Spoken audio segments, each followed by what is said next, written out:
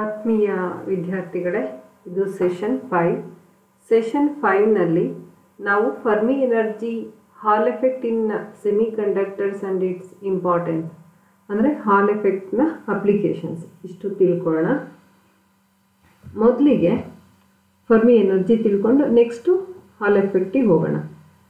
So Fermi ಎನರ್ಜಿಗೆ ಡೆಫಿನೇಷನ್ನ ನೋಡೋದಕ್ಕಿಂತ ಮುಂಚೆ Fermi level ಅಂದರೆ Fermi level and Fermi energy ಎರಡು ಒಟ್ಟಿಗೆ ಕೂಡ ನಾವು ಡಿಫೈನ್ ಮಾಡ್ಬೋದು. ಹಾಗಾದರೆ ಫರ್ಮಿ ಲೆವೆಲ್ ಅಂದರೆ ಏನು, ಫರ್ಮಿ ಎನರ್ಜಿ ಅಂದರೆ ಏನು ಅಂತ ತಿಳ್ಕೊಳ್ಳೋಣ. ನಮಗೆಲ್ಲ ಗೊತ್ತಿದೆ, actually electrons in an atom ಆರ್ಬಿಟಲಿ ಪರ್ಟಿಕ್ಯುಲರ್ ಆರ್ಬಿಟಲಿ ರಿವಾಲ್ವ್ ಆಗ್ತಿದೆ. ಹಾಗಾದರೆ ಎಷ್ಟು ಆರ್ಬಿಟಲ್ಸ್ ಆರ್ ಎನರ್ಜಿ ಲೆವೆಲ್ಸು ಕಂಪ್ಲೀಟಾಗಿ ಎಲೆಕ್ಟ್ರಾನ್ಸಿಂದ ಫಿಲ್ ಆಗಿದೆ, ಆ ಟಾಪ್ ಮೋಸ್ಟ್ ಫಿಲ್ಡ್ ಎನರ್ಜಿ ಲೆವೆಲನ್ನು ನಾವು ಫರ್ಮಿ ಲೆವೆಲ್ ಅಂತ ಕರೀತಾರೆ. Then energy corresponding to that level is known as Fermi energy. ತುಂಬ ಸಿಂಪಲ್ ಆಗಿ ಡಿಫೈನ್ ಮಾಡ್ಬೋದು ಫರ್ಮಿ ಲೆವೆಲ್ ಆ್ಯಂಡ್ ಫರ್ಮಿ ಎನರ್ಜಿನ. The topmost filled energy level at 0 Kelvin is known as Fermi level, and the energy corresponding to that Fermi level is known as Fermi energy. ಅದನ್ನು ಇನ್ನು ನೀಟಾಗಿ ಸ್ವಲ್ಪ ಅರ್ಥ ಮಾಡ್ಕೊಳ್ಳೋಣ. ನೋಡಿ, ನಮಗೆ ಪೌಲಿಸ್ ಎಕ್ಸ್ಕ್ಲೂಷನ್ ಪ್ರಿನ್ಸಿಪಲ್ ಬಗ್ಗೆ ಓದಿದ್ದೀವಿ, ಹಿಂದೆ ತಿಳ್ಕೊಂಡಿದ್ದೀವಿ. ಹಾಗಾದರೆ ಏನು ಹೇಳುತ್ತೆ Pauli's exclusion principle? No two electrons in an atom can exist in the same quantum state ಅಂತ. ಅಂದರೆ no two electrons in an atom can have the same set of quantum numbers. At least one quantum number ಅದು ಎಲೆಕ್ಟ್ರಾನ್ದು ಬೇರೆ ಇರುತ್ತೆ. ಹಾಗಾದರೆ quantum numbers ಅಂದರೆ ಏನಿರ್ಬೋದು ಅದು ಕೂಡ ನೀವು ತಿಳ್ಕೊಂಡಿದ್ದೀರಾ. Quantum numbers actually describes an electron in a atom. ಎಲೆಕ್ಟ್ರಾನನ್ನು ಡಿಸ್ಕ್ರೈಬ್ ಮಾಡಲಿಕ್ಕೆ, ಅದರ ಫೀಚರ್ಸನ್ನು ತಿಳ್ಕೊಳ್ಳಿಕ್ಕೆ ಕ್ವಾಂಟಮ್ ನಂಬರ್ಸನ್ನು ಡಿಫೈನ್ ಮಾಡಿದ್ದಾರೆ. ಹಾಗಾದರೆ ಅದರಿಂದ electrons around the atom or around the nucleus, ಅಂದರೆ in an atom around the nucleus ಹೇಗೆ ಇದೆ, ಹೇಗೆ ಅರೇಂಜ್ ಆಗಿದೆ ಅನ್ನೋದನ್ನು ತಿಳ್ಕೊಳ್ಬೋದು ಕ್ವಾಂಟಮ್ ನಂಬರಿಂದ. ಅದರಲ್ಲಿ ಬೇರೆ ಬೇರೆ ಥರದ ಕ್ವಾಂಟಮ್ ನಂಬರ್ಸ್ ಇದೆ. For example principal quantum number ಇದೆ, orbital quantum number, then spin quantum number, total angular quantum number, magnetic orbital quantum number, then magnetic spin quantum number, magnetic total angular quantum number. ಹೀಗೆ ನಾವು ಒಂದು ಎಲೆಕ್ಟ್ರಾನ್ಗೆ different quantum ನಂಬರ್ಸನ್ನು describe ಮಾಡ್ಬೋದು. ಅದು ಅವುಗಳ features ಅಂದರೆ ಎಲೆಕ್ಟ್ರಾನ್ದು ಯಾವ ಶೆಲ್ಲಲ್ಲಿ ಇದೆ ಅನ್ನೋದನ್ನು ನಾವು ರೆಪ್ರೆಸೆಂಟ್ ಮಾಡ್ಬೋದು. ಸೊ ಪೌಲಿಸ್ ಎಕ್ಸ್ಕ್ಲೂಷನ್ ಪ್ರಿನ್ಸಿಪಲಿಂದ ನಮಗೆ ಗೊತ್ತಾಗೋದು ಅಂದರೆ electrons in case same quantum number ಇದೆ ಅದರಿಂದ ಎಕ್ಸ್ಕ್ಲೂಡ್ ಆಗುತ್ತೆ ಅಂತ. ಅದೇ Pauli's exclusion principle. The electron will be excluded from that energy level. If two electrons have the same quantum numbers or are in the same quantum state, then one of the electron is excluded from that energy level. ಹಾಗಾಗಿ ಆ energy ಸ್ಟೇಟಿಂದ particular ಸ್ಟೇಟಿಂದ ಆಚೆ ಬರುತ್ತೆ. ಇಲ್ಲ at least ಬೇರೆ quantum number ಆದರೂ ಇರಬೇಕು.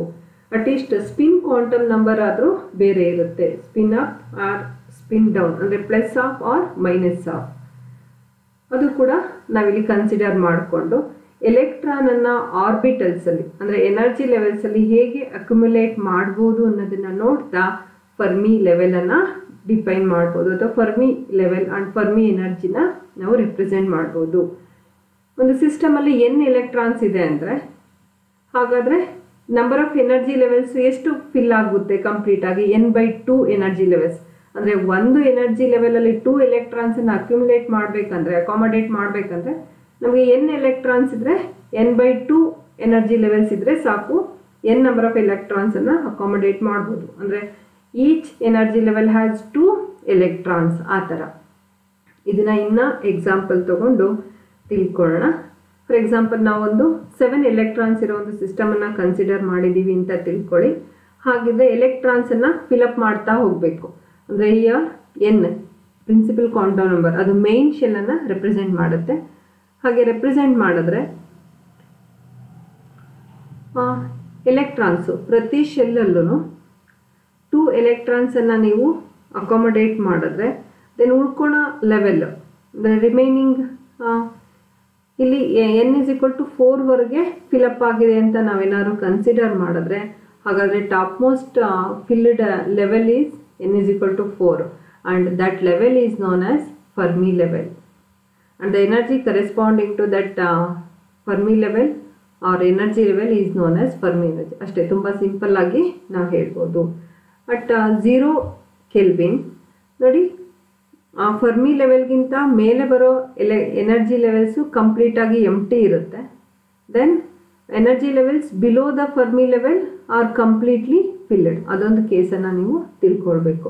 ಒಟ್ಟಾರೆ Fermi level and Fermi energy ಅಂದರೆ the topmost filled energy ಲೆವೆಲನ್ನು ಫರ್ಮಿ ಲೆವೆಲ್ ಅಂತಲೂ and energy corresponding to that level is known as Fermi energy.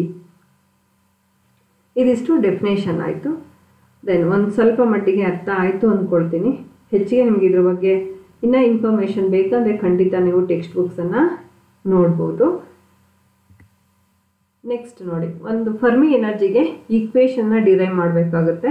ನಾವು ಹೇಗೆ ಡಿರೈವ್ ಮಾಡಿದ್ದಾರೆ ಅಂದರೆ, ಆಟಮ್ಸಲ್ಲಿ ಇರೋ free electrons are in 3 dimensional potential ವೆಲ್ಲಲ್ಲಿ ಇದೆ ಅಂತ ಅಸ್ಯೂಮ್ ಮಾಡಿಕೊಂಡು ಫರ್ಮಿ ಎನರ್ಜಿಗೆ ಈಕ್ವೇಷನನ್ನು ಡಿರೈವ್ ಮಾಡಿದ್ದಾರೆ.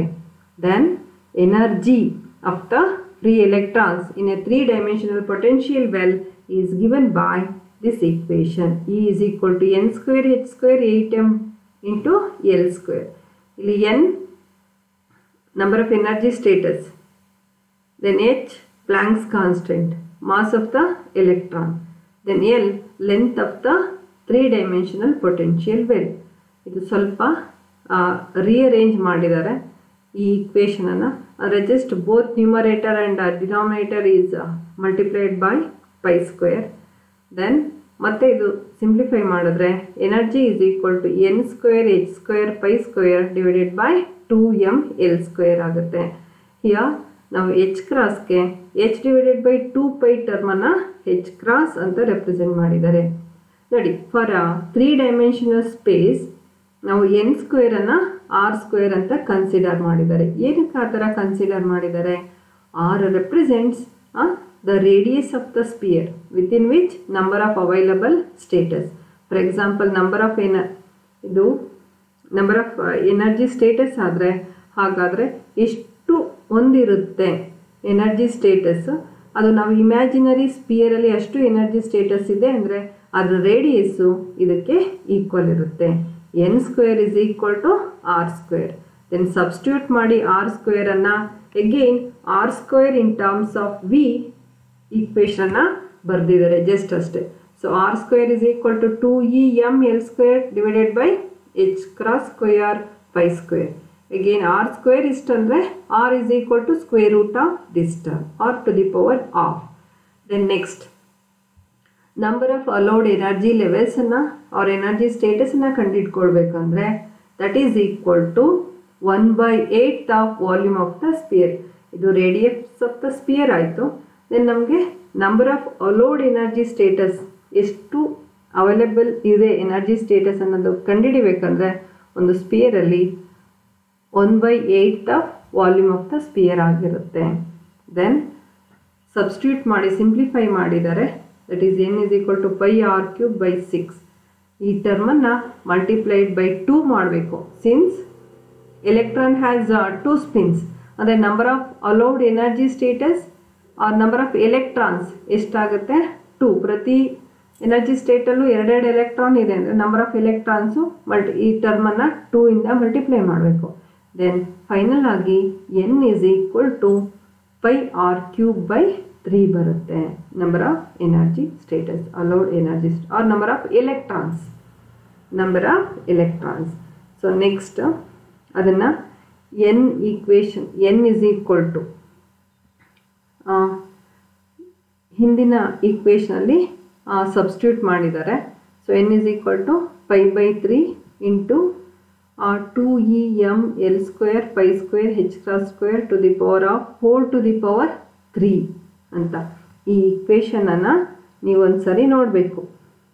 n is equal to pi r³/3 ಅಂದರೆ ಜಸ್ಟ್ ಆರ್ಗೆ ವ್ಯಾಲ್ಯೂನ ಸಬ್ಸ್ಟಿಟ್ಯೂಟ್ ಮಾಡಿದ್ದಾರೆ ಆರ್ ಪ್ರೀವಿಯಸ್ ಈಕ್ವೇಷನ್ನಿಂದ.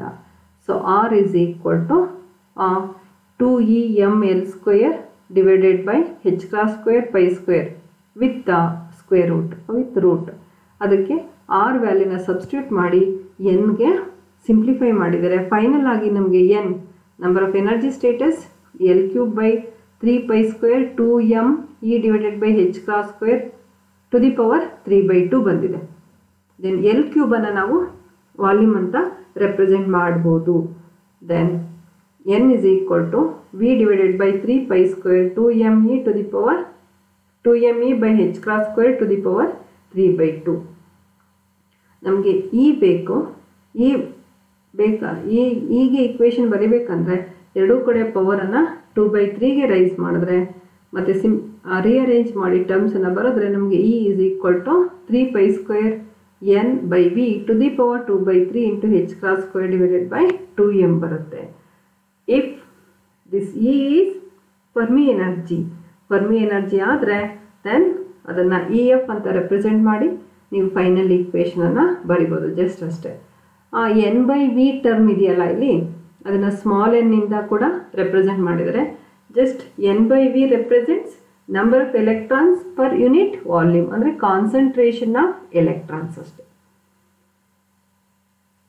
ಸೊ ಫೈನಲ್ ಆಗಿ ಒಂದು ಲಾಸ್ಟ್ ಈಕ್ವೇಷನ್ ಬಂದಿದೆ ಇ ಎಫ್ಗೆ, that is for Fermi energy 3 pi² n to the power 2/3 into h cross square divided by 2m. Actually this equation is nothing but expression for Fermi energy ಆಗಿದೆ. Next Fermi Dirac distribution function. ನೀವಾಗಲೇ ಇದನ್ನು ಈ ಈಕ್ವೇಷನ್ನ ಒಂದ್ಸರಿ use ಮಾಡಿದ್ದೀರಾ. Fermi ಫಂಕ್ಷನನ್ನು Fermi distribution ಫಂಕ್ಷನನ್ನು density of ಸ್ಟೇಟಸನ್ನು ಡಿರೈವ್ ಮಾಡಲಿಕ್ಕೆ just Fermi Dirac distribution function ಇದು ಏನಕ್ಕೆ ನಾವು ಯೂಸ್ ಮಾಡ್ತೀವಿ ಅಂತಂದರೆ in order to calculate the probability of an electron occupying certain energy level. ಆ ಎನರ್ಜಿ ಲೆವೆಲಲ್ಲಿ ಎಲೆಕ್ಟ್ರಾನ್ ಹೇಗೆ ಆಕ್ಯುಪೈ ಮಾಡ್ಕೊಳ್ಳೋದು ಅಥವಾ ಇದೆಯೋ ಇಲ್ವೋ ಅನ್ನೋದನ್ನು ನಾವು ಗೆಸ್ ಮಾಡಲಿಕ್ಕೆ ಕ್ಯಾಲ್ಕುಲೇಟ್ ಮಾಡಲಿಕ್ಕೆ ಫರ್ಮಿ ಡಿರಾಕ್ ಡಿಸ್ಟ್ರಿಬ್ಯೂಷನ್ ಫಂಕ್ಷನನ್ನು ಡಿಫೈನ್ ಮಾಡ್ಕೊಂಡಿದ್ದಾರೆ. ಸೊ ಒಂದು ಫಂಕ್ಷನ್ ಇದೆ Fermi distribution function F of E that is equal to 1 divided by 1 plus e to the power e minus ef divided by kt. Here E energy of the any energy level and ef is the Fermi energy ಆಗಿರುತ್ತೆ. k usually ಗೊತ್ತಿದೆ Boltzmann constant and t absolute temperature. ನೋಡಿ ಈ function ಇಂದ electrons energy ಲೆವೆಲಲ್ಲಿ ಇದೆಯೋ ಇಲ್ವೋ ಅನ್ನೋದನ್ನು ನಾವು ತಿಳ್ಕೊಳ್ಬೋದು. ಅಂದರೆ 3 ಡಿಫ್ರೆಂಟ್ ಕೇಸಸ್ ಬರುತ್ತೆ. 3 ಡಿಫ್ರೆಂಟ್ ಕೇಸಸ್ ಅದು ಒಂದೊಂದನ್ನೇ ಹೇಗೆ ಅಂತ ನೋಡೋಣ. ಫಸ್ಟ್ ಕೇಸಲ್ಲಿ ಟೆಂಪರೇಚರು 0 ಕೆಲ್ವಿನಲ್ಲಿ ಇದೆ. Then energy less than Fermi energy. In case energy less than Fermi energy ಆಗಿದ್ರೆ means E minus E F this E less than E F ಆ ಕೇಸಲ್ಲಿ ನೋಡಿ this term is equal to negative. Then negative ಅಂದರೆ whole term 0 ಆಗಿರುತ್ತೆ. Then Fermi function is actually equal to 1 ಅಂತ. So Fermi function 1 ಇರುತ್ತೆ ಯಾವ ಕಂಡೀಷನಲ್ಲಿ temperature 0 Kelvin and E less than E F energy of the level energy level energy less than the Fermi energy, then the electrons are those energy levels are completely filled ಅಂತ. ಅಂದರೆ Fermi ಲೆವೆಲ್ಗಿಂತ ಅಥವಾ Fermi energy ಲೆವೆಲ್ಗಿಂತ ಕಡಿಮೆ ಅಂದರೆ below the energy levels from the Fermi level or Fermi energy level are completely filled with the electrons. ಇದು 100% ಇದೆ. Fermi function is equal to 1 means this term indicates energy levels are completely filled. Then the next case is that is second case, E greater than EF at same 0 degree 0 Kelvin ಅಲ್ಲಿ, but energy ಮಾತ್ರ Fermi ಎನರ್ಜಿಗಿಂತ ಜಾಸ್ತಿ ಇದ್ರೆ ಏನಾಗಿರುತ್ತೆ, ಅಂತಹ energy level electrons ಇರೋದಿಲ್ಲ ಅಂತ. Those energy levels are completely empty since ಈ ಟರ್ಮ್ 0 ಆಗಿರುತ್ತೆ, ಅಂದರೆ ಇನ್ಫಿನಿಟಿ ಆಗುತ್ತೆ. Infinity 1/∞ actual value 0.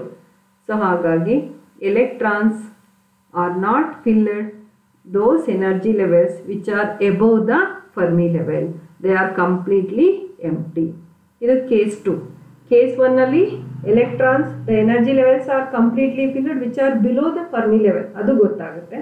And the energy levels which are above the Fermi level are completely empty. ಅಂದರೆ electrons present ಇರೋದಿಲ್ಲ ಅಂತ.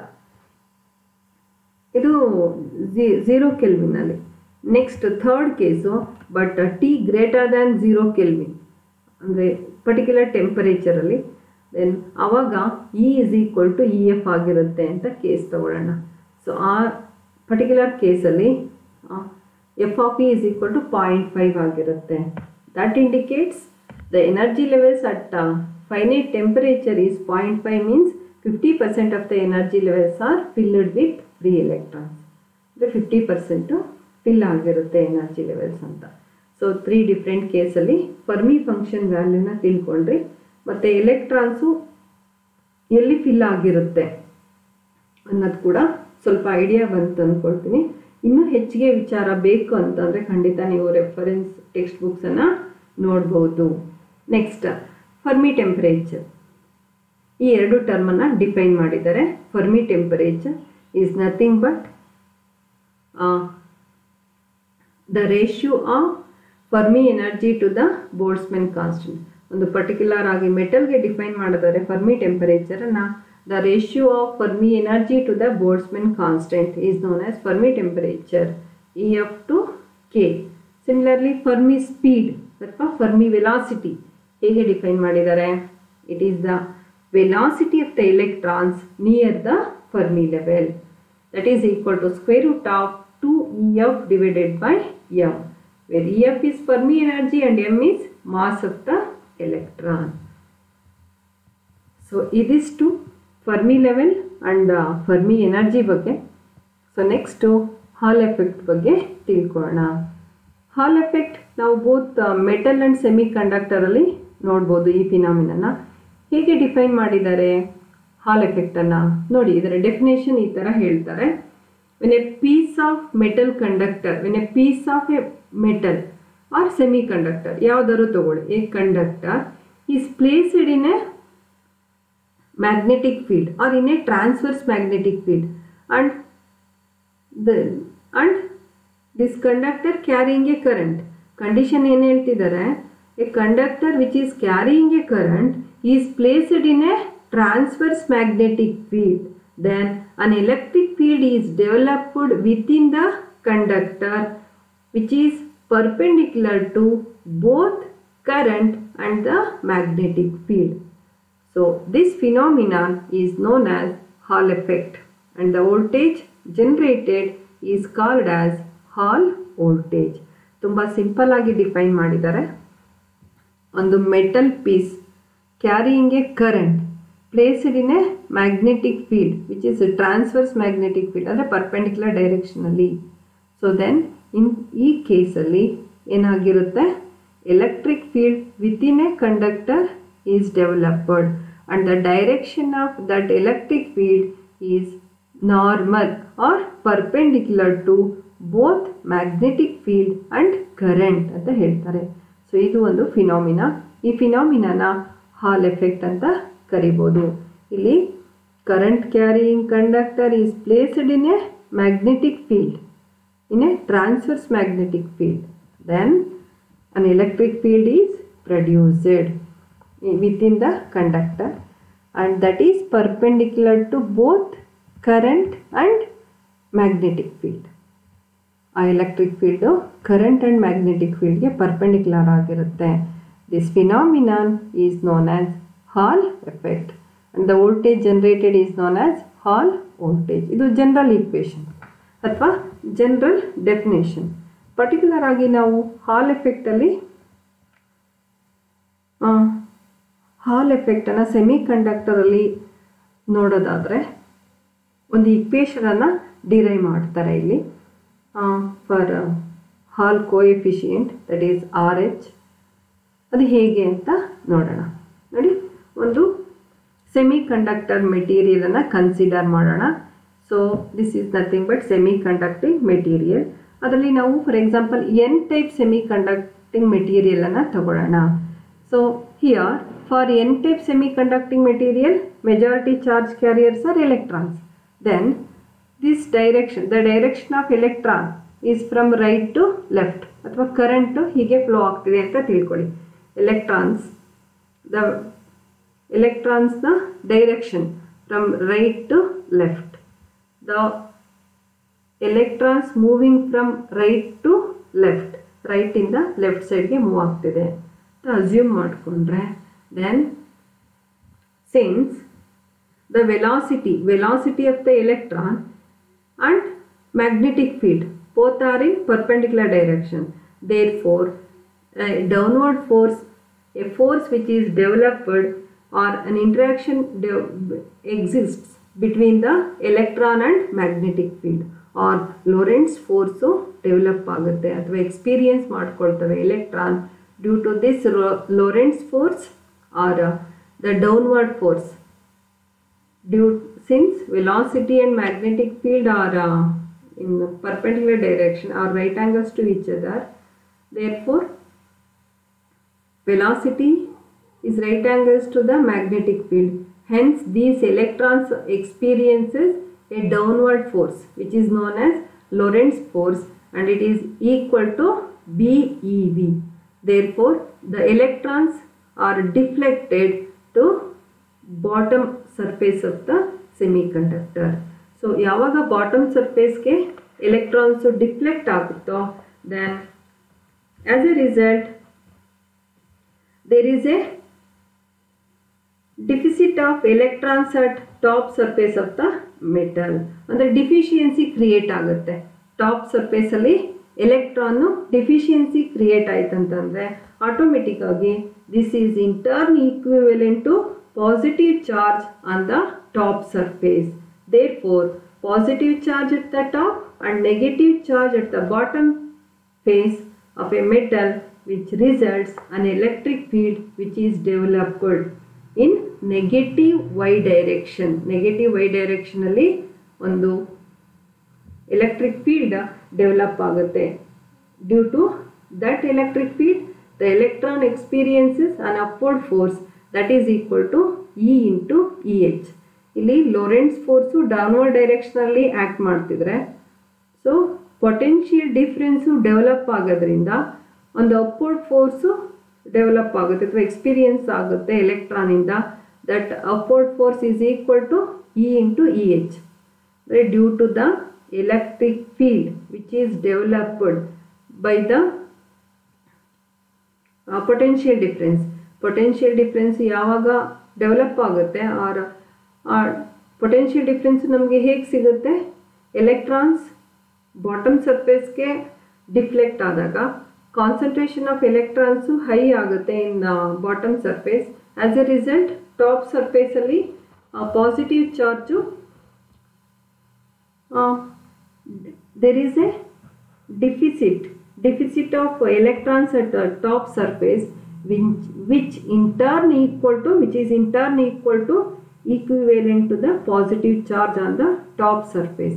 ಅಂದರೆ ಯಾವಾಗ ಎಲೆಕ್ಟ್ರಾನ್ ಡಿಫಿಷಿಯನ್ಸಿ ಆಯಿತು ಅಂದರೆ ಅಲ್ಲಿ ಹೋಲ್ಸ್ ಅಥವಾ ಪಾಸಿಟಿವ್ ಚಾರ್ಜು ಜಾಸ್ತಿ ಆಯ್ತಂತ.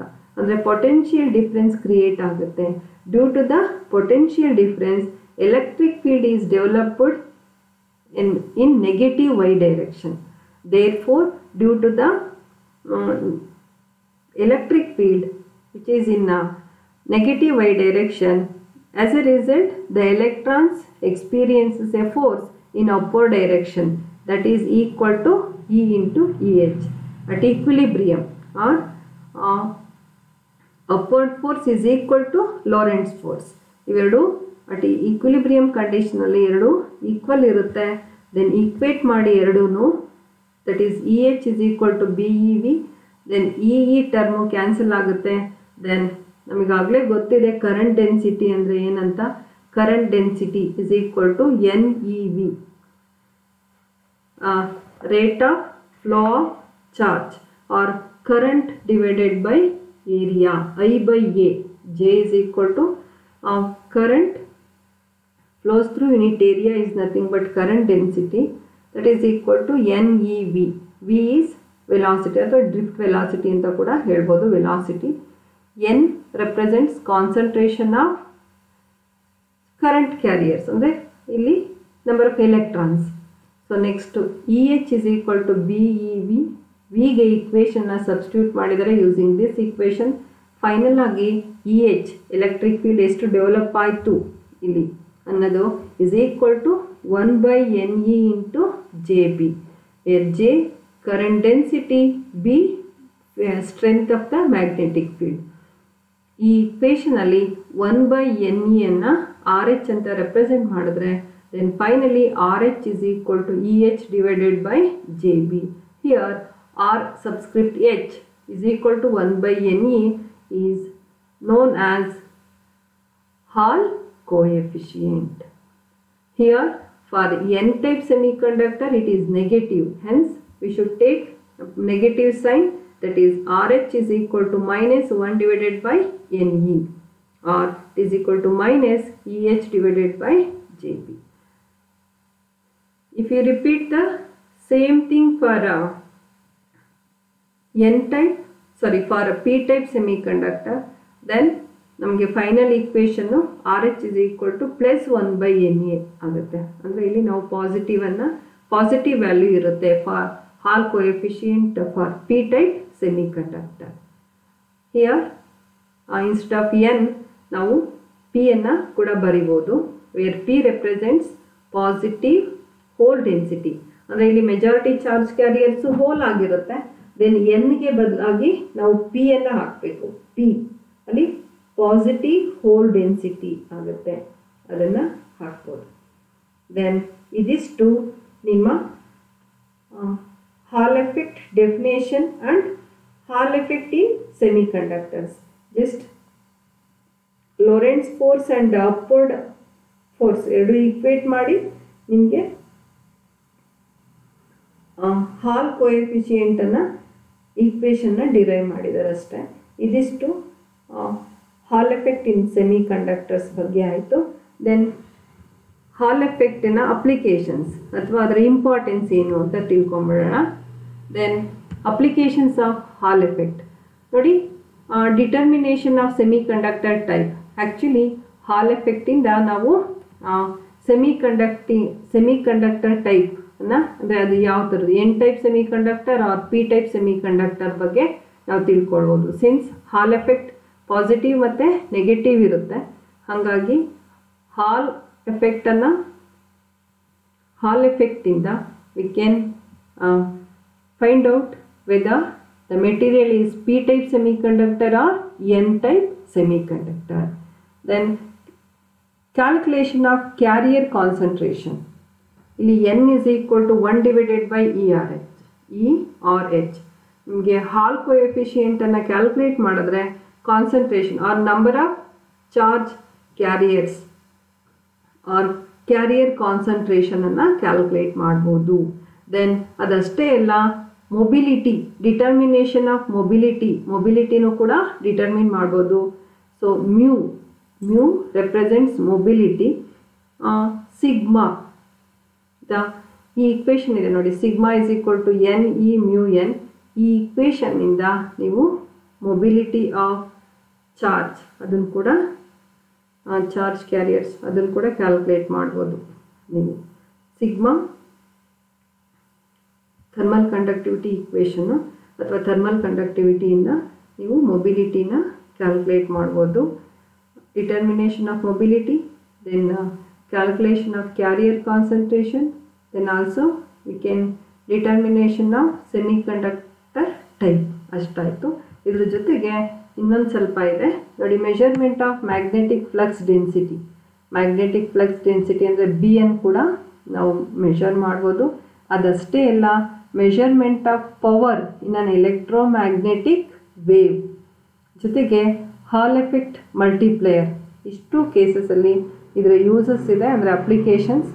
ಇಷ್ಟೆಲ್ಲ ನಾವು ಉಪಯೋಗವನ್ನು ಪಡ್ಕೊಳ್ಬೋದು ಹಾಲ್ ಎಫೆಕ್ಟ್ ಇನ್ ಸೆಮಿ ಕಂಡಕ್ಟರ್ಸಲ್ಲಿ. ಸೊ ಇದಿಷ್ಟು Fermi energy and Hall effect in semiconductors and its applications are importance. As usual ನಾನು ನಿಮಗೆ ರೆಫರೆನ್ಸ್ ಟೆಕ್ಸ್ಟ್ ಬುಕ್ಸನ್ನು ಹೇಳಿದ್ದೀನಿ. ಅದ್ರ ಥರ ನೀವು ಖಂಡಿತ ಒಂದು ಟೆಕ್ಸ್ಟ್ ಬುಕ್ಕನ್ನು ತಗೊಂಡು ಯಾವುದಾದ್ರೂ ಇನ್ನೂ ನೀಟಾಗಿ ನೀವು ವಿಷಯನ ತಿಳ್ಕೊಳ್ಳೋದಕ್ಕೆ ಪ್ರಯತ್ನ ಪಡಿ. Thank you.